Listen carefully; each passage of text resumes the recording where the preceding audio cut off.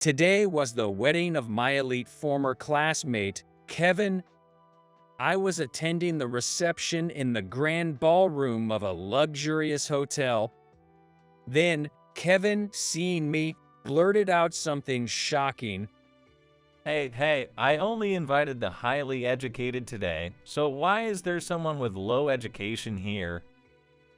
His unpleasant voice echoed in the lavish wedding venue. I was invited, so I came reluctantly, but I couldn't understand why Kevin had to say something like that to me. Kevin has always looked down on me for my lower educational background. Normally, I can let it slide, but this time, I just couldn't hold back. When he finally realizes who I really am, Kevin will be brought to his knees. My name is James. I'm 30 years old. You might not guess from the current me, but I've led a slightly different life. I was born to an ordinary mother and father. My dad ran a small company, and I think we lived a relatively affluent life compared to others around us. Although my parents were busy with a business, on their days off, they would take me wherever I wanted to go, and I could do anything I wanted. Studying is important in life. It never lets you down. My dad made me study a lot when I was young. I studied hard, just as my dad told me to. Thanks to that, I succeeded in entering a prestigious elementary school and got into a private school that was integrated from elementary through high school. Just as my dad said, studying never betrayed me. The more I studied, the more knowledge I gained, and I could feel myself getting smarter, which made studying enjoyable for me. As I continued studying, I aspired to become a great business owner like my dad someday. But the happy days didn't last long. Around the time I entered middle school, my father's company began to struggle. Dad was scrambling for funds, and my mom started working multiple part-time jobs to help with the finances. When I came home from school, my parents were always exhausted. I'm going to transfer to a public middle school. That should ease our finances a bit, right? I suggested this to my parents, but they wouldn't agree. You don't need to worry about that, James. It would be a waste for someone who can study like you to go to a public school. Dad stubbornly kept me in the expensive private school. However, by the time I entered high school, it was impossible to revive my father's business, and the debt only increased. My mother desperately supported my father's business, but she reached her limit. We can't do this anymore. My mother, in tears, told my father to close the business, and he had no choice but to follow her words. A few days later, my father, with much regret, closed his company and became unemployed. My father, who had been a vigorous businessman, completely lost his vitality and fell into depression. My mother worked in his place to support our family, but all her earnings went to my private school tuition. From then on, my life changed completely. What was once normal for me, like eating whatever I wanted whenever I wanted and buying whatever I desired, became a struggle even for the next day's meals. Therefore, I immediately decided to drop out of high school and start working. At first, my parents were puzzled by my decision, but given the dire situation, they reluctantly agreed. And so, I dropped out of high school and started working at a major online retail company. Dropping out of high school was a sad decision for me, but I can still study on my own. Now, I need to work for my family. With that mindset, I began my job. It was unimaginable for me, who had been a high school student until recently, to suddenly become a working adult, but my colleagues were kind to me, and we cooperated in our work. I gradually got used to this environment. My working seemed to help my parents somewhat, and I felt reassured that my decision was not wrong. Those days continued, and it had been 13 years since I entered the workforce. Time flies. Eventually, I was celebrating my 30th birthday.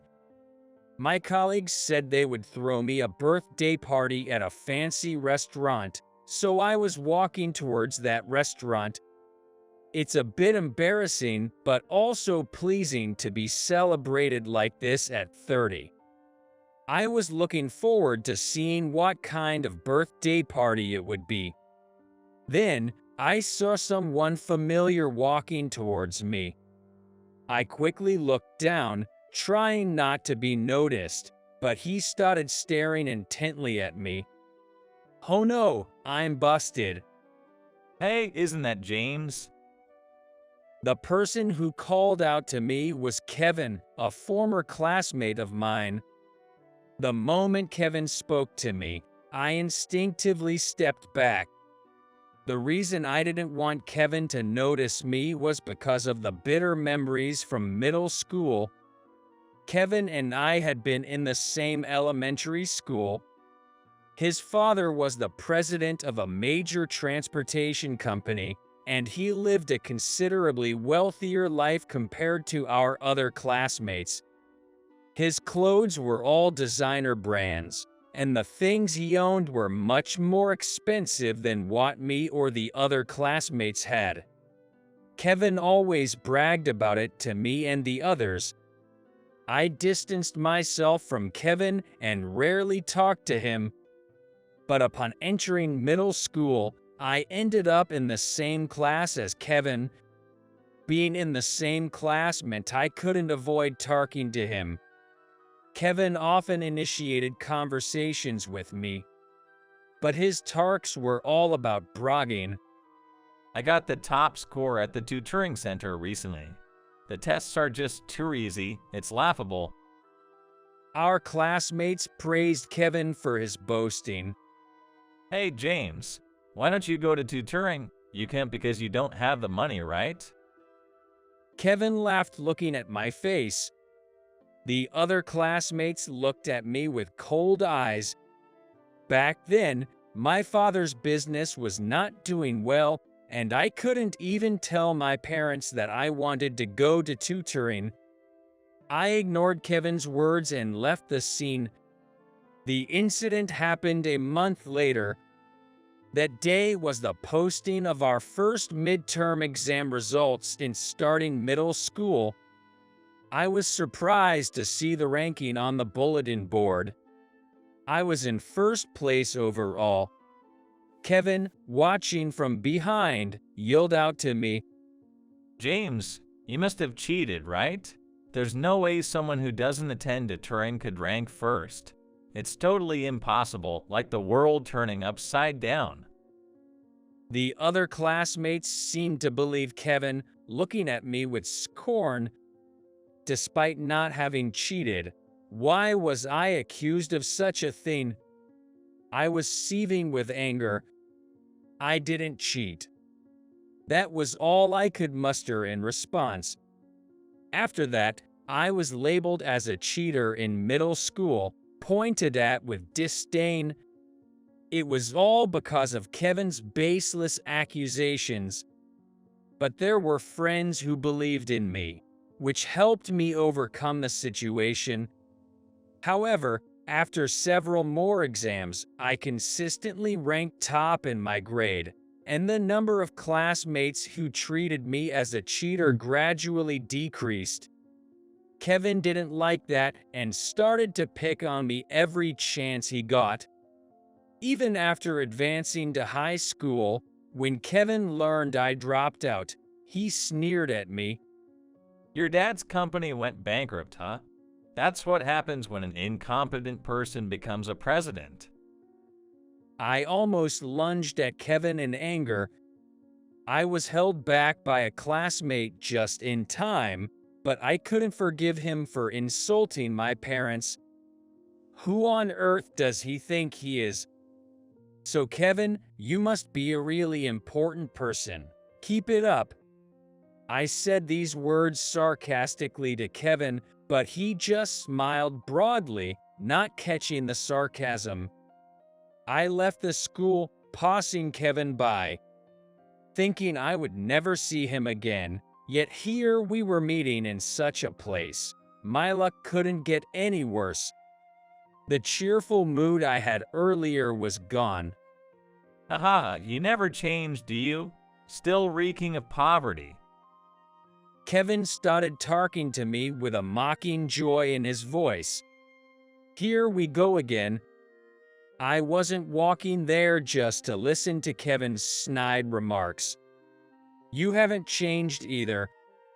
I kept walking towards my destination while talking.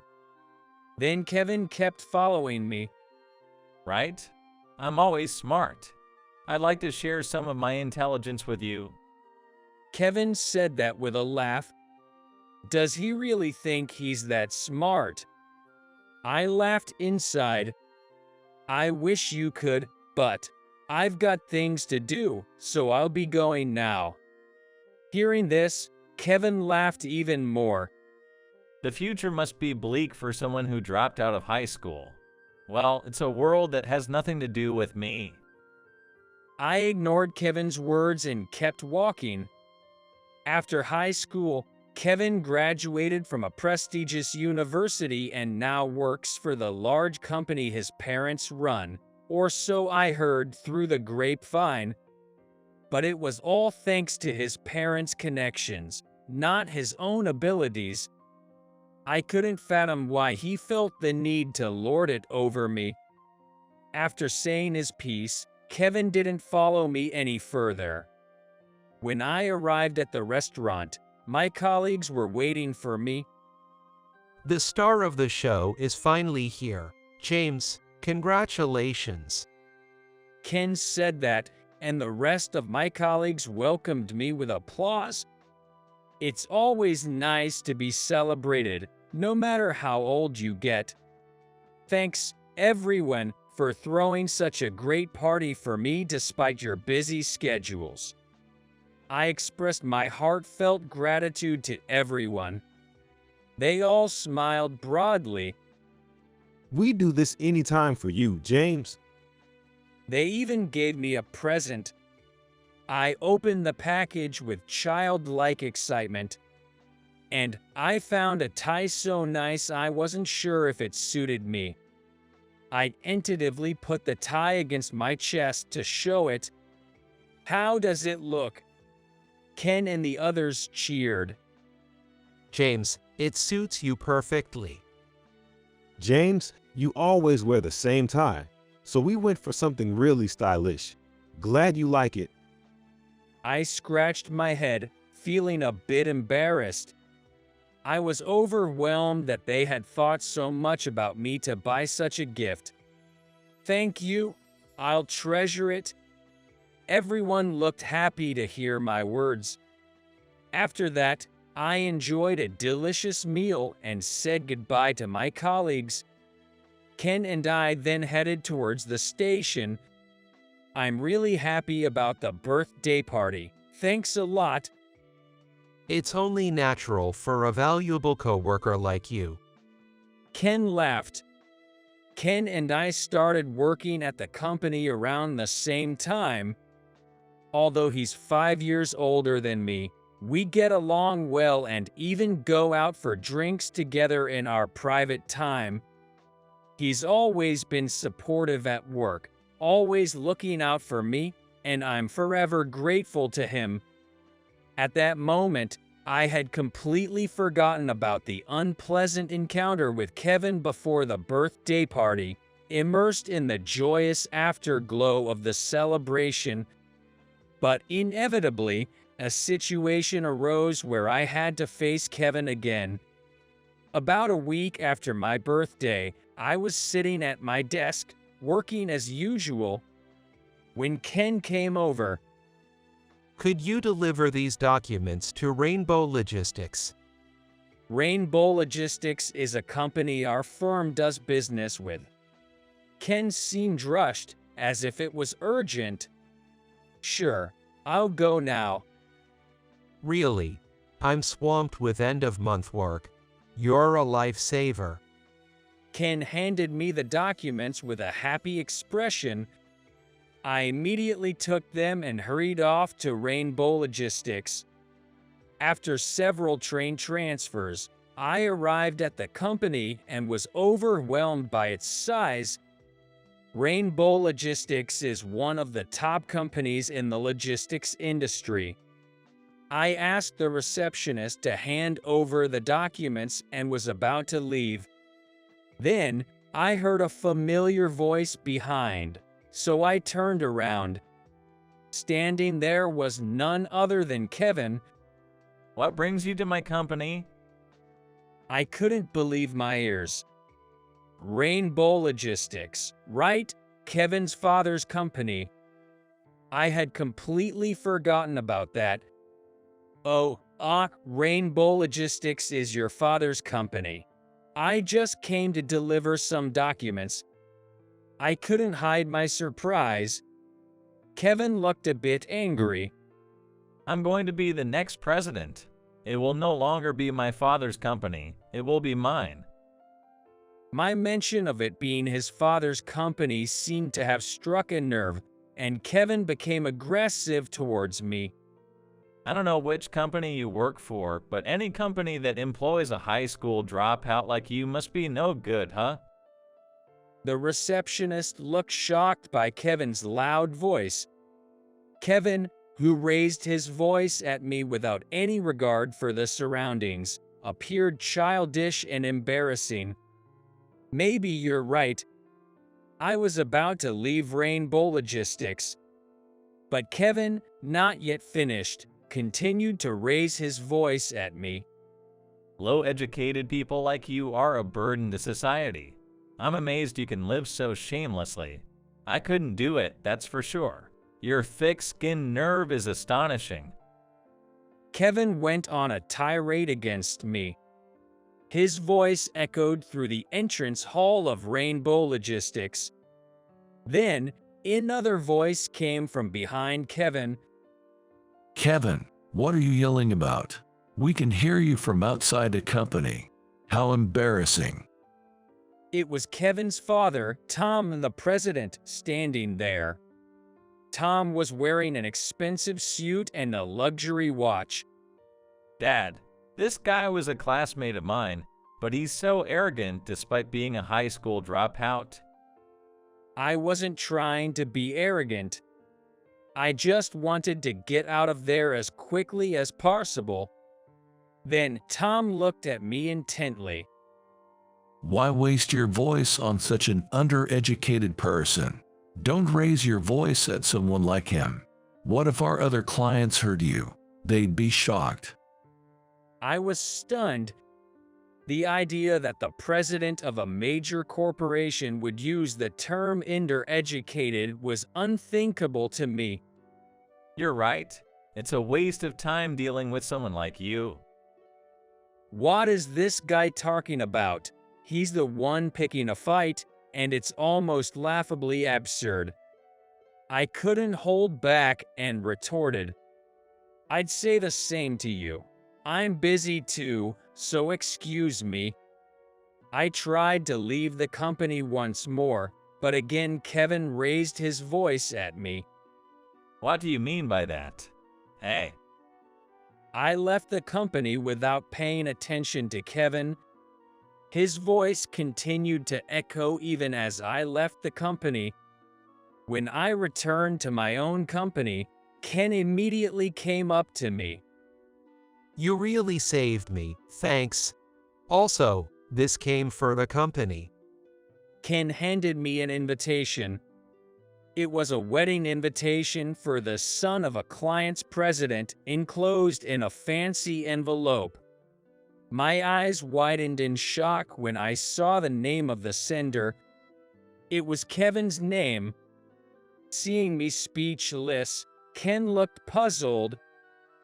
Usually, I would attend as the company's representative, but I already have plans for that day.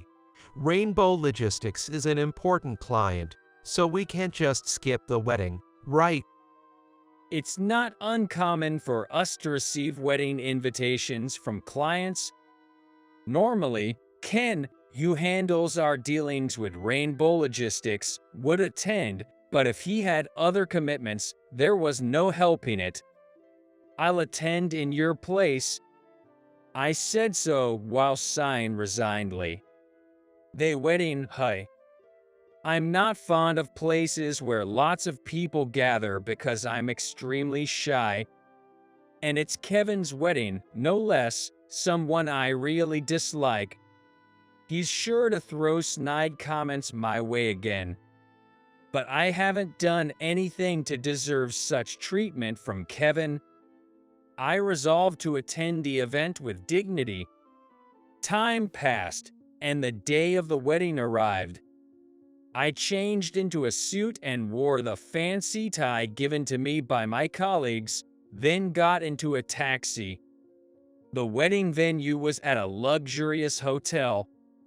Arriving at the high-end hotel, I saw a line of luxury cars, and people likely attending Kevin's wedding reception were getting out of them. Entering the reception hall, I saw various company presidents and executives gathered for the wedding of the heir to a major corporation. The venue was filled with more than 500 people. I sat at a table marked with my company's name, trying not to stand out, and began drinking alone. After a while, the lights dimmed for the bride and groom's entrance.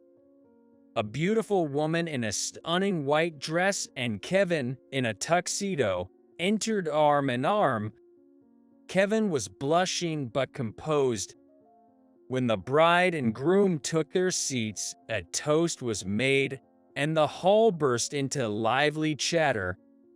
Guests flocked to the bride and groom to offer their congratulations. I'll just give my greetings and leave quickly. While I was heading to greet them, the bride, Ava, had left her seat to go to the restroom. Kevin spotted me immediately and burst into laughter. Hey, I only invited the highly educated today, so why is a low achiever here? Both the bride, Ava, and I are high achievers. At Kevin's words, the guests at the reception all turned to look at me, some even laughing. I didn't want to attend Kevin's wedding in the first place. I couldn't understand why I had to be subjected to such comments from him, even though I came reluctantly. I'm just here to represent my company and offer congratulations. Congratulations on your marriage. I managed to control my anger and offered Kevin my congratulations. But Kevin laughed even harder. You representing your company? Which company sends a high school dropout as their representative? Don't you think it's disrespectful to me? My anger became increasingly difficult to control. Then, Tom's voice came from behind me. Kevin, are you arguing again? Stop it at such a festive occasion. Don't bother with someone so undereducated. So, Tom thinks the same way as Kevin. I made up my mind at that moment.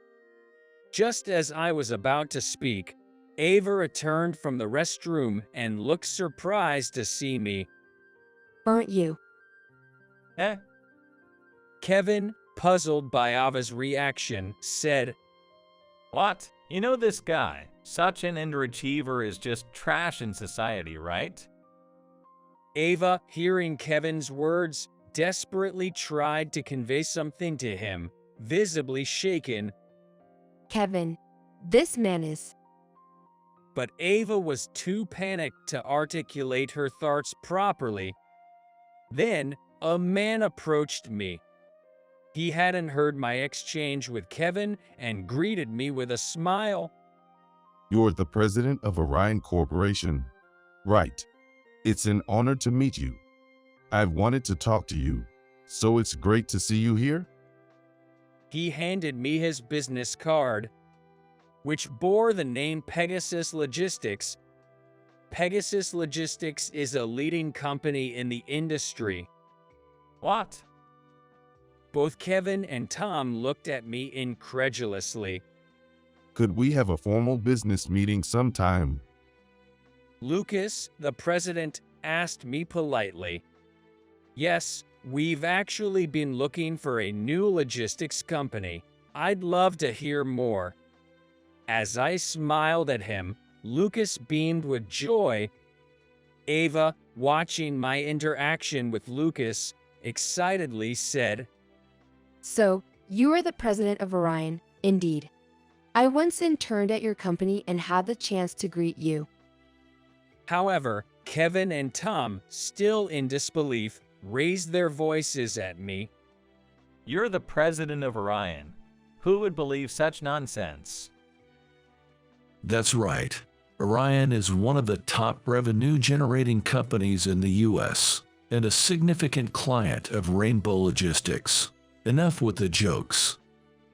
Oh well, it seems this father and son will never believe me. I was indifferent, but Lucas raised his voice to the two. How can you be so rude? This gentleman is genuinely James, the president and director of Orion Corporation. He's famously shy and avoids public appearances, which is why you didn't know. Hearing Lucas's words, they finally seemed to accept that I was the president of Orion. James, the president of Orion. Impossible. Yes, I am indeed the president of Orion Corporation. I dropped out of high school and initially lived on part-time jobs, but as that wasn't enough to cover living expenses, I casually started an online shopping operation to supplement my income.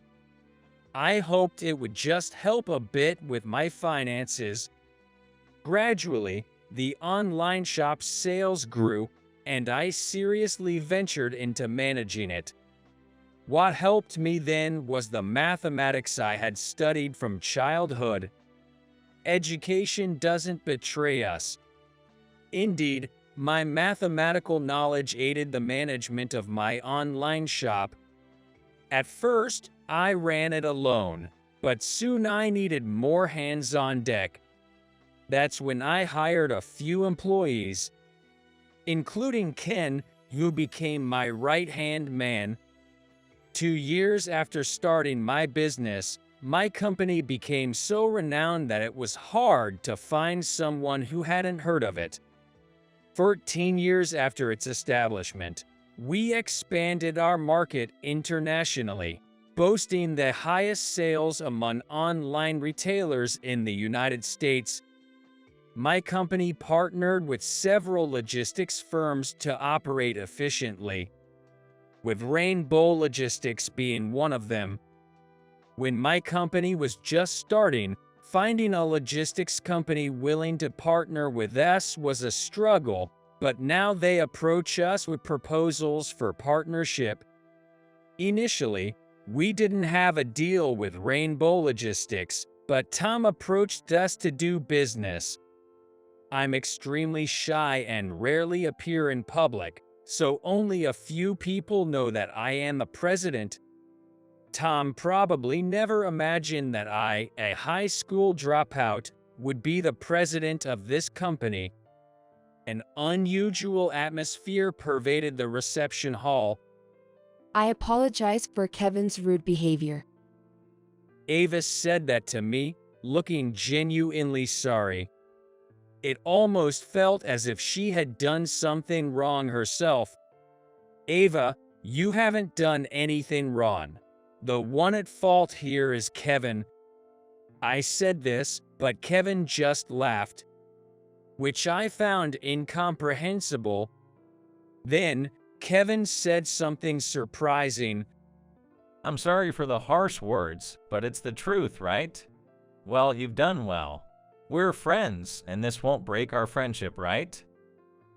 The room went silent, and people looked as if they were wondering what he was talking about. I sighed deeply. Kevin, are you serious? If so, you're truly incompetent. Hearing my words, Tom quickly came up to apologize. As expected of the president, he probably could foresee what was going to happen next. James, I am terribly sorry for our disrespectful behavior. However, Kevin looked at his father as if he were an outsider. Tom immediately urged Kevin to apologize as well, but Kevin, unbelievably, refused. Why should I apologize? James and I are friends. I was speechless at his delusion. Kevin still says such things even now. He needs a reality check. Kevin, unfortunately, I have never once considered you a friend. Friendship means treating each other with respect, not looking down on one another, and supporting each other through tough times. Have you ever done that for me? Kevin, slightly shaken, retorted, Well, I was young and maybe didn't realize it, but now I consider you a friend. I was astonished. Tom continued to apologize profusely. We're not friends or anything. I took a deep breath and then called Ken. Hey, sorry to bother you, but can we stop all dealings with Rainbow Logistics and switch everything to Pegasus Logistics? Thanks. Ken expressed surprise over the phone, but agreed to follow my instructions. Lucas, overhearing the phone conversation, looked surprised yet pleased. After hanging up, all eyes turned to me. Sorry, but my company will cease all dealings with Rainbow Logistics from this moment. What? That's... Kevin trembled, his complexion turning pale. Ava covered her mouth, unable to hide her shock. Our company relies heavily on business with Orion. If we lose your contract, our company will collapse. How could you be so heartless? Do you even have a conscience? Kevin was endlessly self-centered. I wanted nothing more to do with him. Kevin, think about what you've done to me. Haven't you done far worse? This is karma. The wedding guests looked on in astonishment, while Kevin found no words to retort and fell silent. Finally, I had something to say to Ava. Ava, I'm sorry for ruining your wedding. I will properly apologize later.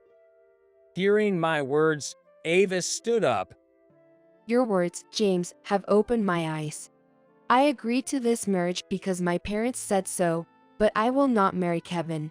Looking down on people is what the worst kind of person does. Then, Ava said to Kevin, That's why, goodbye. Everyone, please feel free to leave. The attendees started leaving all at once. Ava, please come back. I beg you. Kevin collapsed to his knees, crying pathetically. I left the venue along with the other guests, glancing at Kevin. I heard through the grapevine that the wedding was called off after I left. Later, Tom came to apologize at my company, but I completely ignored him and never met with him. Afterward, Rainbow Logistics, having lost its major client, my company, went into the red, forcing significant layoffs, and Tom struggled to turn things around. Kevin, who refused to apologize to me at the wedding reception, had a huge argument with Tom and was eventually disowned, and now his whereabouts are unknown. He's likely living quietly somewhere, doing odd jobs. It was a fitting outcome for Kevin, who judged people only by their academic credentials. As for Ava, after calling off the marriage, she went through some unstable days but, with my support, now works happily at my company. That's because I'm hungry. Today, I'll make your favorite hamburgers. Ava said to me with a smile. After her engagement with Kevin was broken off, I helped alleviate Ava's emotional distress by going out to eat with her. Gradually, I found myself drawn to Ava's charm. Ava seemed to feel the same way, and we naturally started dating. Wanting to be closer to her, I invited Ava to join my company. She is a kind-hearted woman who cares for others and doesn't judge people by their education or background. Such a wonderful woman was never suited for Kevin. While I'm not sure if Ava and I will marry, I want to cherish and nurture the happiness I have now. I'm determined to continue forging my own path to the fullest,